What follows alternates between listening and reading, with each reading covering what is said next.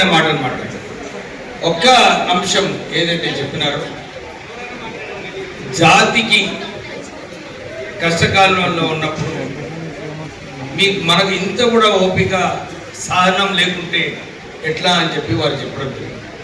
Meeting నడుస్తుంది, కొందరు లేచి పోదామనుకుంటున్నారు. ఇది కరెక్ట్ కాదు. ఇట్లా ఉంటే మనం ఈ ఉద్యమం గెలవలేము. ఉద్యమంలో రాజేష్ గారు చెప్పినారు, సాక్రిఫైస్. మనము స్టేజ్ మీద కూర్చుంటామా, కింద కూర్చుంటామా, మన ప్యాంప్లెట్లో మన పేరుందా లేదా, ఈ అంశాలు కూడా మనం ఆలోచిస్తే మనం ఈ ఉద్యమం ఓడిపోతాం. మేము నిజంగానే చెప్పాలంటే ఓడిపోతాం. గెలవాలని ఉందా లేదా మీరు ఆలోచించుకోండి. గెలవాలని ఉన్నప్పుడు మీరందరూ కూడా ఒక పట్టుదలతో ఉండాలి.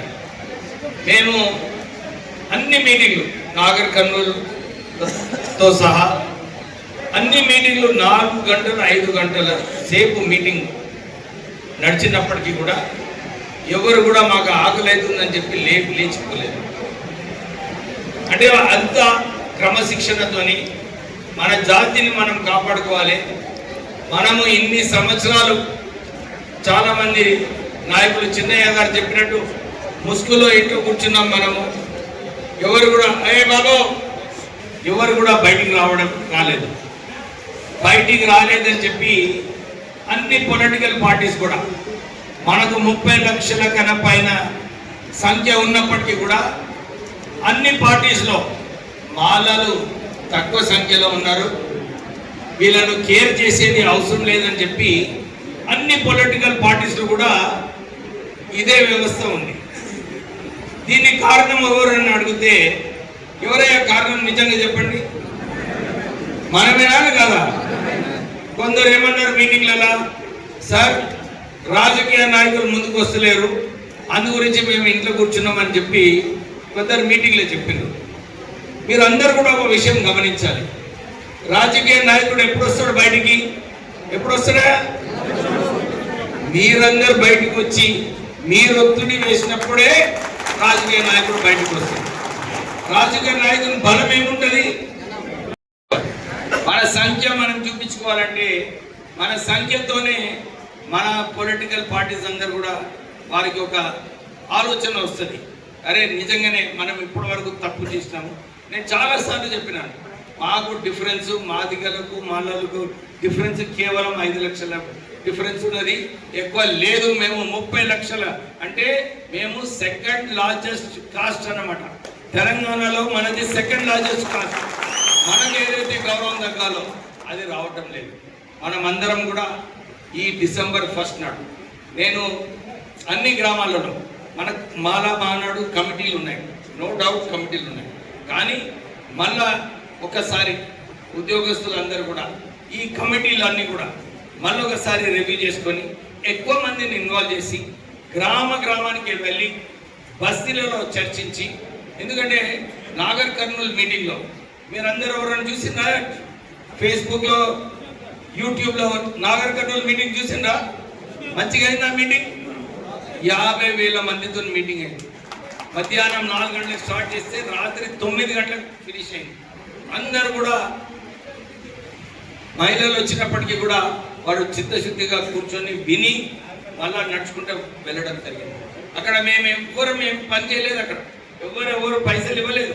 కానీ అక్కడ ఉన్న వాళ్ళు ఉద్యోగస్తులు వాళ్ళు పోయి మీటింగ్లు పెట్టుకున్నప్పుడు వాళ్ళ వ్యక్తులందరూ కూడా ఇదే చెప్పినారు, సార్ మేము వస్తాము, మా ఖర్చుతో మేము వస్తాం, మేము భోజనాలు చేసుకొని వస్తామని చెప్పి పెద్ద సంఖ్యలో రావడం జరిగింది. అదొక పెద్ద ఇంప్రెషన్, అన్ని చోట్ల కూడా ఒక పాజిటివ్ ఇంప్రెషన్ క్రియేట్ కావడం జరిగింది. నా పైన కూడా ఇష్టం వచ్చినట్టు ప్రెస్లో స్టేట్మెంట్స్ కూడా ఇవ్వడం జరిగింది. కానీ నేను భయపడలేదు, ఎందుకంటే నాకు మంచిగా అనిపించింది. అరే నా మీద ఆలోచించకండి, మేము ఫ్లాగ్స్ మనం ఇంకా స్టిక్కర్స్ ఇవన్నీ కూడా సర్వే గారు ప్లాన్ చేస్తున్నారు. మనం అందరం కూడా ఇంతకుముందు టీచర్ గారు ఇంత మంచిగా మీ అందరికీ సందేశం ఇవ్వడం జరిగింది. అందరం కూడా కలిసి కొట్లాడదాం, మనం అందరం కూడా భయపడకుండా, ఎందుకంటే చాలాసార్లు ఒత్తిడి ఉంటే పెద్ద ఎత్తున విజయవంతం చేసుకునే అవసరం. మనము అందరికీ కూడా తెలవాలి.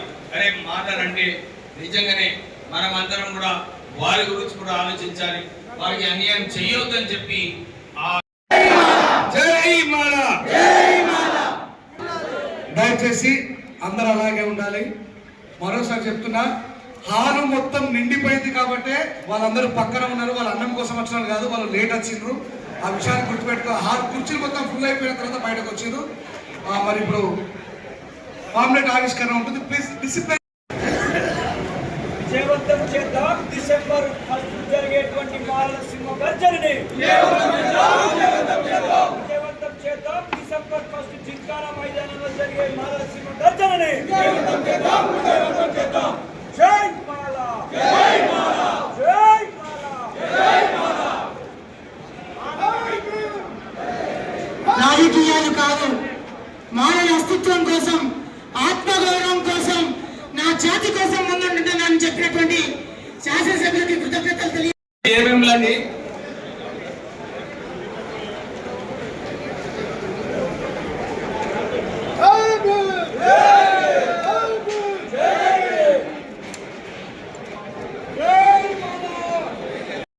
మాల మానాడు సంఘం, తర్వాత మాల ఎంప్లాయీ సంఘం, మరి ఉద్యోగస్తులు ఇంత పెద్ద అమౌంట్ మనకు సహకరించి ముందుకు నడవాలని, మాకు సహకరించి ముందు ధైర్యం అది మన రక్తంలో ఉన్నది కాబట్టి దయచేసి లైన్లో ఉండి తినండి.